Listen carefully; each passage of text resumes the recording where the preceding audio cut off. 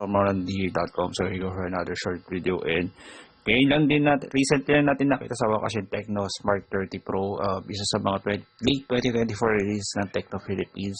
Ito yung isa sa mga una na may Helio G100 powered phones. So titingnan natin yung ilalim, may USB port, may 3.5 audio jack, may single speaker, then meron siyang iOS 14 based on Android 14, tapos 6.78 inch na Full HD Plus na AMOLED display.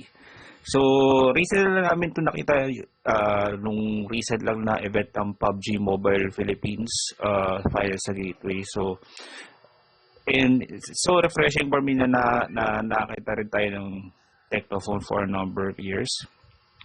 And so far so good yung yung iOS, as in customizable itong kailang drop down menu. And syempre nasa dark mode. And syempre silipin natin yung storage. Syempre meron siyang 256 gigs na internal storage. Meron siyang 80 gram, although pwede mo siyang extend up to 16 gigs ng RAM via software, pero hindi ko yun ina-advise.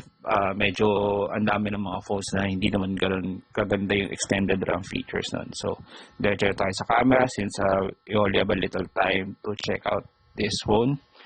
And marami din siyang settings and ang medyo confusing lang sa una dito yung wala siya yung normal na cam, naka-default siya sa AI cam. So expected natin. And a number of Tecno phones na nakita natin under 2K or under 10,000 pesos, it can shoot up to 2K 30 FPS.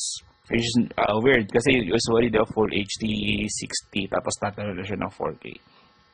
If you want 2K lang naman. So far ang ganda ng image processing speed niya, and meron din siyang dual cam as you saw it earlier.